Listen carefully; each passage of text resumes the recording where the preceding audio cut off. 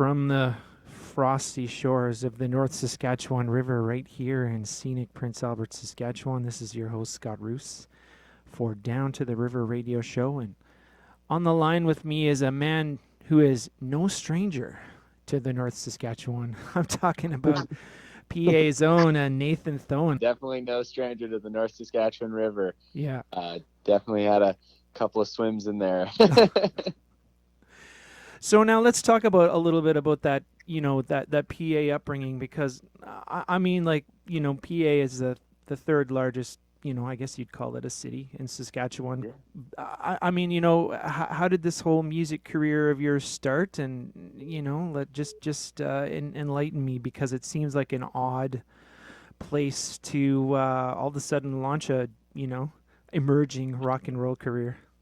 Well, growing up in Prince Albert, I had the great fortune of getting into music quite young.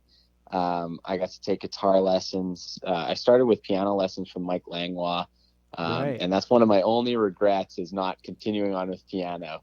But I took piano and then started taking guitar. Of course, thought guitar was cooler, and kind of just jumped down that, and then started taking guitar lessons with Byron Mattice, and that's when I really kind of got quite into songwriting. And I had my brother, both my older and younger brothers, so all of us kind of like played together ourselves, and like loved music, really enjoyed writing songs, but never really felt like there was that much of a chance to showcase her, or at least for us, I had difficulties kind of like finding a space where I felt like it was an attainable goal to have a band. Right.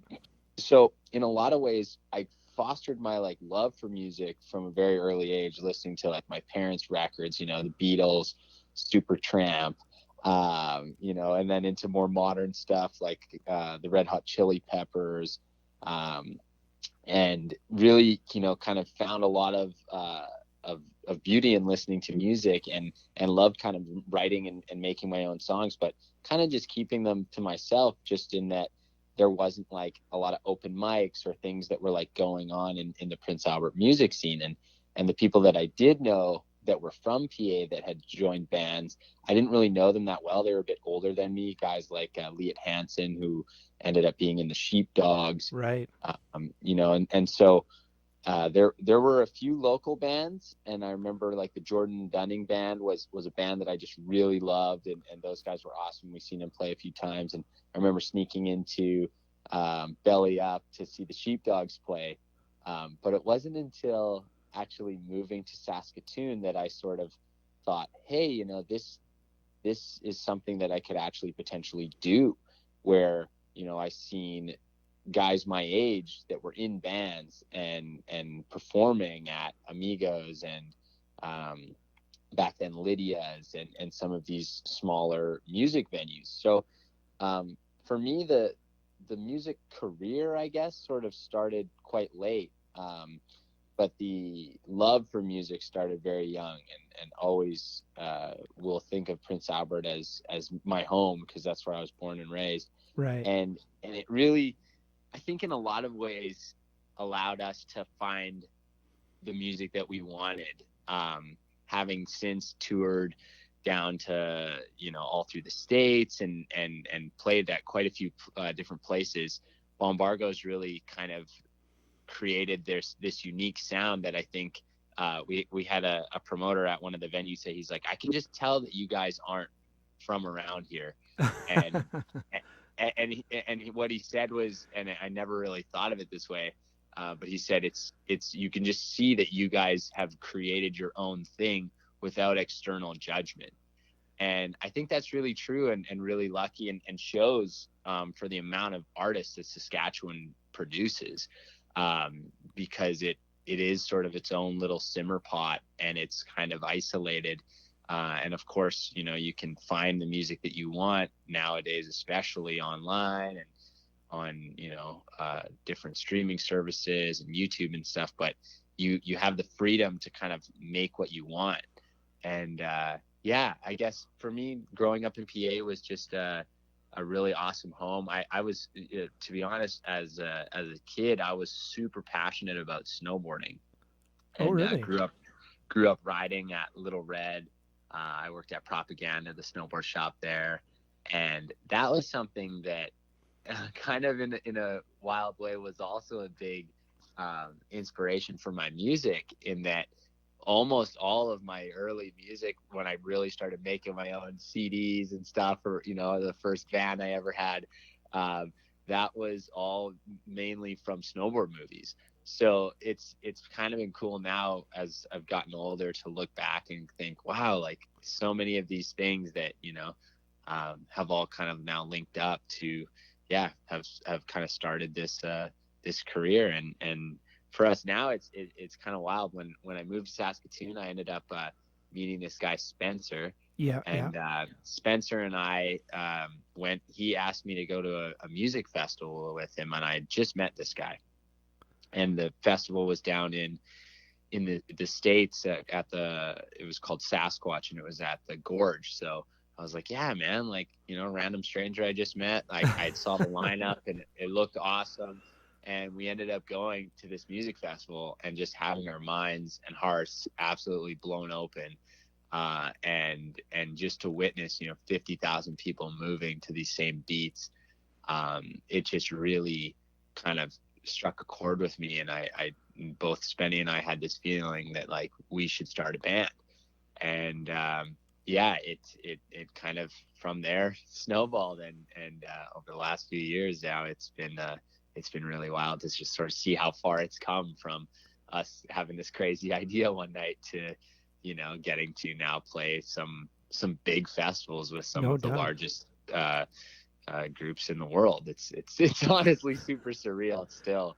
We're just super grateful that we kind of have kept going at it. I can well imagine. Yeah, well, I mean, there was a lot to unpack in what you talked about there. I mean, one of the things that I was wondering too, just given the fact that I am an educator in PA, is Yeah. whereabouts you grew up in PA, and of course, what elementary school you went to, what high school you went to, and so on and so Yeah. forth, and maybe how that aspect of your upbringing sort of shaped who you are as a person and artist. Absolutely. Yeah. So I grew up in East Hill, just off Central. I actually grew up initially I was on Eagle Crescent when I was really young. Yeah. We lived over there for a little bit, and then we moved to a house on 20th Street, and it was actually right next door to the Keyhole Castle. And it was like a cool kind of old house that at one point I think was like a nunnery. And it's just, yeah, kind of a funky old house.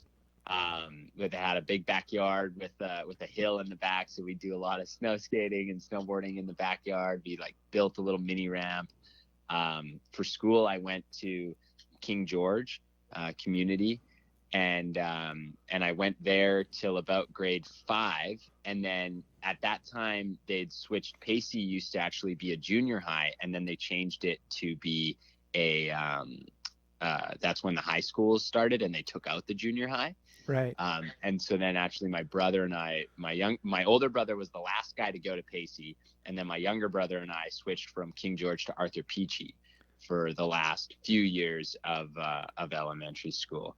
And then after that, I went to Carleton and did 9 to 12 in Carleton. And yeah, I mean, King George was definitely, I always say I really loved King George. It was like an awesome school. I had so many amazing teachers there, and I definitely felt like it was just something that showed me that there was kind of kids from all walks of life at King George, and it showed me to really just treat everyone with respect. I think knowing that there was just so many different people from different walks of lives, and some kids that were really having it quite tough, and other kids that had it quite well off. So it was a nice mixture of kids, and yeah, I think that early on taught me that, like, I always wanted to treat everyone with respect. And then when I went to Arthur Peachy, our music teacher actually at Arthur Peachy was really awesome. And that was Byron Matthijs's wife, who was my guitar teacher, Right. Janelle Matthijs. And so Janelle was the band teacher there. And in band, I ended up playing trombone for, I think, like half a year. And then she was like, Nathan, we have a bass guitar. Would you want to play that in band instead? I know you play guitar a bit. And I was like, yeah, sure. Like, I wasn't that good at trombone. So I ended up playing bass guitar. And yeah, I think in all the schools that I went to, we actually were just back in PA last week, and we went and stopped by Pacey and played some songs and went to their garage band class that they have, which is really cool to see. Yeah, And for sure. And went to Carleton as well, and got to see my old social studies teacher, A.D. Shank, who's now I think a counselor at the school, and got to meet up with a bunch of old teachers, and we gave a talk to a bunch of the music students there at Carleton. And it's just really amazing to see Prince Albert's music scene growing and blossoming, and in big part I think that's thanks to Joel Rose, who has been spearheading Chesterfest and this Battle of the Bands show that we're going to be playing this Friday. He's just really good at putting together events, and it takes a village, especially to build up a music scene in a community where for those young kids in PA that are up, where they can go, hey, this is an option, this is something that could happen. And it's really exciting to see that it's beginning to grow. And even at the classrooms that we had went to, the Battle of the Bands show that's going on this weekend, we were chatting about that, and a couple of the kids there were in these bands that are going to be playing in this Battle of the Bands that we're headlining this Friday. So yeah, just honestly really stoked to see that the music scene in Prince Albert's continuing to grow, and that more and more people are kind of supporting it. Yeah, for sure. Well, I was definitely going to bring up Chesterfest because, you guys played the inaugural edition. So, I mean, it's evident that you've got a big, deep-hearted respect for Joel. So, I mean, in your general estimation, having, attended and performed at that inaugural festival, I mean, how did you think things went for them? Oh, it went so good. I honestly, I was almost tearing up when I got there, because I think growing up in PA, it is a little bit isolated sometimes, and it's so amazing when music can go to the north, and when they can get acts that come in, and places like the EA Rawlinson Center and some of these venues that have been stepping up and popping up in PA have really just helped that. And that festival in particular, I just thought, when I was out there, and to see so many people in Prince Albert show up and support an event like that, it was a really special night. We were super happy to be a part of it, and I just thought Joel knocked it out of the park. They had young bands and local bands, and they had some bands for the older folks too. It was a really great curated lineup that to me was awesome. Not to mention all the old Chesterfields and stuff too. Really, just set a vibe that was pretty spectacular. Yeah. Well, now you mentioned that you've played and attended some pretty big festivals. So I guess, my curiosity is just in terms of Chesterfest. I mean, you said, hey, they knocked it out of the park lineup wise, but I mean, what are some other really positive benefits of Chesterfest apart from, their, struggle / mission, so to speak, of serving the general populace of PA with a smattering of local talent and so on and so forth? Yeah, well, I mean, all that, in my opinion, is definitely some of the best stuff. But I think they just went above and beyond, setting up, taking care of the artists, really making it a beautiful venue. The fact that it was out in the boreal forest. There's just something about playing music in the woods. I think it's just like, it's a fairy tale atmosphere. So to have that with all the couches and kind of taking things to the next level, with photography, videography, again, just giving all these young local acts a chance to play. They did auditions which again just makes for more shows and more venues kind of getting on board. So yeah, I think, especially in terms of starting a festival, they're one of the hardest things to start, because you really need people to step up and support. And we understand that it can be tough to sometimes be like, hey, I'm going to go to this new thing, right? It takes it's a bit of a risk sometimes for the guest who's coming, because they don't know what to expect. But Joel did a really good job, and I think everyone that went there is going to be going back next year. There's just there's no question in terms of the people that came out. I think everyone was like really, really impressed with what they did. Yeah, well, and I remember, at the time, in the wake of it, wrapping up, that I interviewed several artists, and one of the things that came out in particular from Harlequin was, that Joel had the sound and the lighting reasonably well taken care of, considering there's a startup. Like, I think a lot of those intangibles had been covered, like they covered a lot of those bases. Absolutely. Yeah. And it really is kind of the whole shebang. You need, when you're putting on an event like that, it calls for, lights and a stage and proper sound equipment that allows the artists to, really feel comfortable out there. Cause we've played so many shows where sound is a huge issue, and it really just takes the fun out of it, because I always compare it to, if the monitors and the sounds aren't good on stage, then you're kind of just singing blind. Yeah. And it's like, if you can't hear yourself, it just makes it a little more stressful. And so then you can't really sink into it and just enjoy as much. And I think the crowd feels that. So, Joel's a great sound guy too. So that's like, again, I really think he's the whole package. Yeah.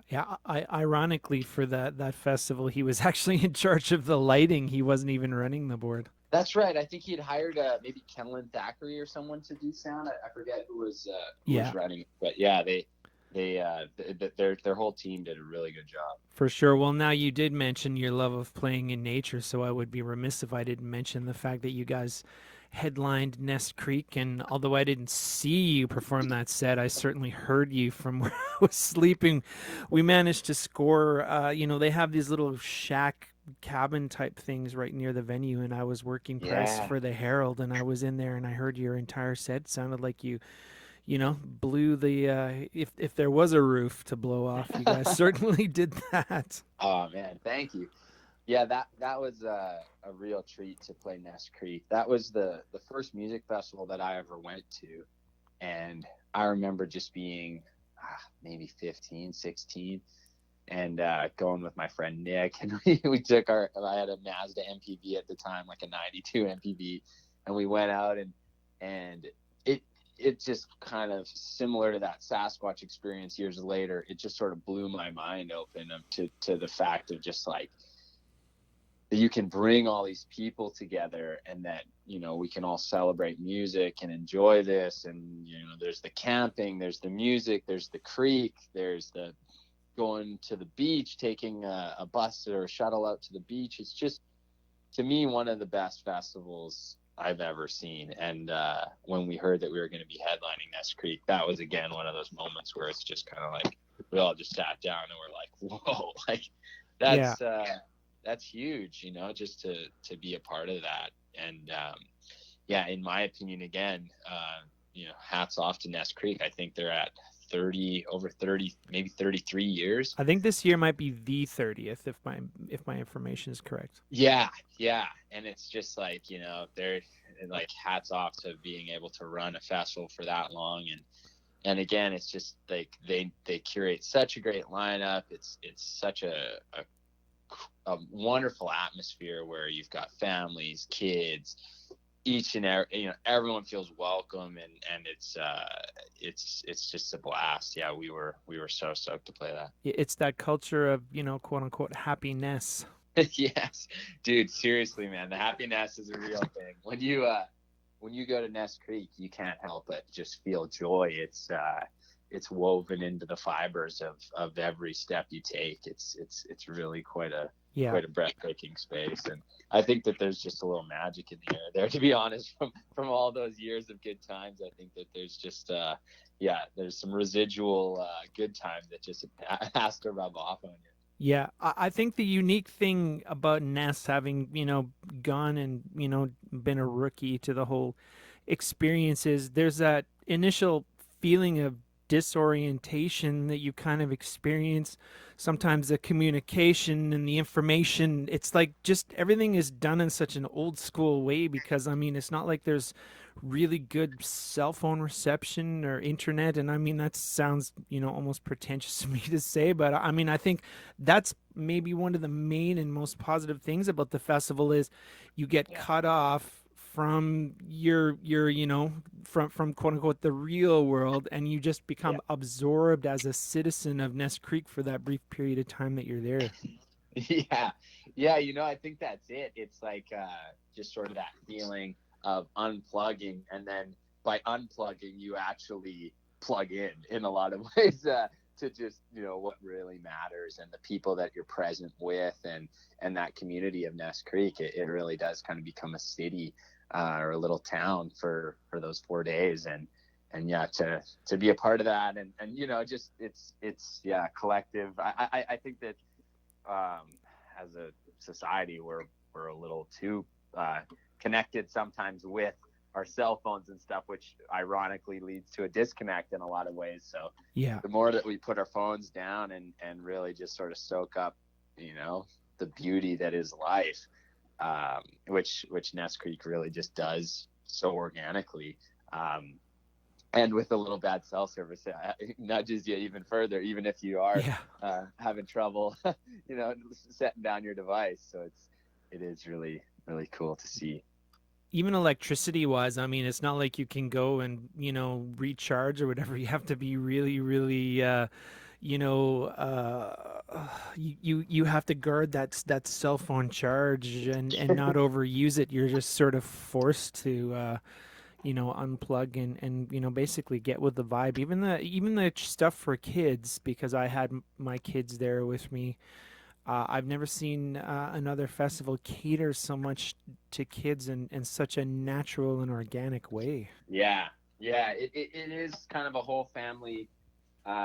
It's a family affair. It's really great, and done in a way that, like you say, is organic, where you can still have young teenagers come and have an absolute blast, and it doesn't feel like, oh, I'm at this like kids fest or anything. And yet you can still have the families and their kids having fun, and then you can have the grandparents who are out as well. So they just do such a good job of just making it a space for everyone. So then you capped off your summer probably with a run up a little north of PA to Waskesiu Fest, which is a small sort of free festival, and I would imagine now you guys were headlining up there too. Yeah, that was an incredible night. We had the Steadies open up for us, and the sun was setting, and it's right by the lake, and that one's just beautiful because it's free for everyone to come and enjoy, and we really have a blast up there. That's the first sleepover I ever had when I was a kid. I stayed at my friend Ian Harris's cabin up there, and Waskesiu will forever hold such a special place in my heart. So to again be able to go and play some of these things, it's like, oh man, you kind of just gotta like think, what would 12-year-old Nathan think of this, and it's like I don't think he would believe any of it. It's just kind of exactly. It's pretty special. So in your general estimation now, festivals like Ness Creek, which I would imagine has a bit more of a high profile imprint, at least in northern Saskatchewan, and then, coupled with Waskesiu that's been running for a while, and then of course the brand new Chesterfest. I mean, how important is it to have these festivals, and how are they serving the community like you would expect they would be? I think that they are the most important. I think that a community that is rich in arts and events and these type of festivals really is what makes a community. And by having these things like Chesterfest and Ness Creek and Lakeside Festival and Sask Jazz Fest here in Saskatoon. It's like these festivals bring people together, and they celebrate music, they celebrate life. They are so much more than just a couple of bands coming and playing some music. It's something that's almost tough to describe, and I think that's what keeps people coming back, is that undescribable feeling of community and connection. And to, whether it's 1,000 people or 10,000 people, or 100 people, when you have that group of people that have come together and they're all moving to the same beat, and they're kind of tapped into the same moment and a part of that same community, I just think that makes a place special. And I think that makes to me, it turns it into a place worth living. Right. Because it's so easy to get lost in the shuffle of your day to day and your work routine. And, life is hard. Life can be a struggle for most of us, I think, on, any given day. And I think by having these types of things that really celebrate life and bring people together, it's just such a great, and especially now, I think more than ever with technology. And like we just spoke about before, the fact that we talk so much on our cell phones, and on, through chatting and texting, but like human connection, like face to face, heart to heart, it doesn't happen nearly as frequently. And these festivals encourage that, and they bring people out, and they get people dancing, and they remind people how magical this all is. Right. Well, now I'm glad you mentioned the dancing, because, of course, Bombargo is essentially, a kind of a bit of a like blue-eyed soul, blue-eyed funk kind of strange conglomerate of a number of genres that, as you were saying, towards the beginning of our chat, kind of is uniquely you. What do you got? What do you got going on now in the near future? I think you guys have, slowly been trickling out singles here and there, but I would imagine there's probably a full length in the works. Yeah, there is actually. We just recently went up and recorded a full length album up at Emma Lake. Speaking of northern Saskatchewan, so wow, we went up. My parents have a cabin there, yeah, and we actually transformed the entire cabin. It's just kind of a little shack, and we transformed it into a pretty groovy little studio. We brought all our guitar amps, our keyboards, our drum kit, everything we had basically, and then rented some mics and stuff. And we flew in a producer he was originally from the UK, but he lives in Los Angeles now. And we recorded for 2 weeks straight. wow, literally morning and night, and and just everything in between. It was one of those just magical creative endeavors where everything went, and it was all, no such thing as a bad idea. And it really felt like we kind of caught the vein of, those old, blue-eyed soul guys. Like for us, there's so many inspirations, but you always hear about the band going to the Pink House, and some of these different places like Crosby, Stills, Nash Young, how they recorded in this house, and all these different big bands that we loved from back in the 70s that would just go and sort of lock themselves in a house to record their albums. And that was kind of our inspiration, and we wanted to do something like that, and the fact that we were able to do it now it's been pretty exciting. We're kind of just in the process now of shopping it to a few labels, and no doubt. We've been blown away by the response thus far, so we can't wait to get it out to the public. And we're hoping that this year we'll be dropping this record, so it's been really exciting times. No doubt. Well, are you able to divulge the name of your producer, Nathan, or is that still under wraps? Yeah, his name's Richard Craker, who we worked with. We're probably not supposed to talk too much about it at this point. We're still kind of getting some stuff figured out, but we're really excited to just see what happens with it, and we are super proud of the record. It was a labor of love, and we gave everything we had to it, and I think I think we came out on the other side with something really, really special. So I would imagine so. Yeah, just thinking about the scenic views of Emma Lake, I would imagine, given our talk about you guys, wanting to get out and play in nature and play in the forest, that this had a deep impact on, the overall sound and vibe of the record. Yeah, absolutely. Yeah, it was winter time, and we actually went iced out a hole. I axed a hole out in the lake, and we were doing like ice plunges into the freezing cold water. Oh my goodness! And had a firewater hot tub that we were cooking in, and just like recording music like as much as we possibly could. So it was. It ended up being a pretty spiritual experience. We had a blast. No doubt, no doubt. Well, listen, Nathan, I don't want to keep you too much longer, but I've certainly appreciated your time, and I'm hoping that eventually when your full length drops, that we can do this again, man. I really appreciate you being able to come down to the river with me today. Hey, thanks for having me. I always love the river.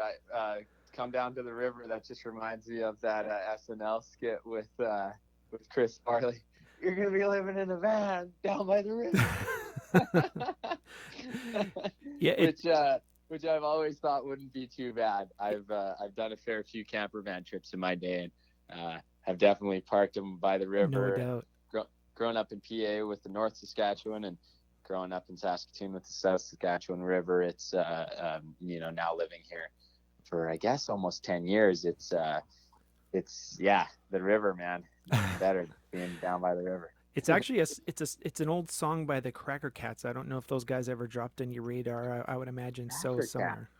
I got it sounds familiar. I'll have to pull it up and give it a spin after this call. So that's a band that Camilla Martel and Eliza Doyle used to be in. Oh, dude, Camilla Martel. Love Camilla Martel. She's the writer of the song, yeah. No way. So speaking of that, the first time I went to Ness Creek, Camilla Martel and the Ne'er-Do-Wells played. Wow. And I remember seeing them and just being like, this girl's voice, like, wow. Yep. And what was so cool is when we were playing at Ness Creek this last year, I was on stage, and I turned back, and there's like kind of an artist's area where like the artist lounge can hang kind of on the main stage at the back. Yeah. And I like turned back, and Camilla was standing there, and she was like, "You're killing it!" Like, keep going. And I was just like, "Whoa!" Like, what a wild thing to have been cheering her on when when I was like 15, going to my first Ness Creek, and then to have her cheering us on, it was pretty cool. Yeah, it's full circle, and of course you guys are going to be out helping to support the cause of live music in Prince Albert at the Battle of the Bands tomorrow night, which I've managed to been selected to judge. So the pressure's on me. Well, dude, I'm excited, man, and really happy you're supporting that event, and I can't wait to get out there, man. I think it's going to be an absolute blast, and so good to see more music in PA, man. The more the merrier.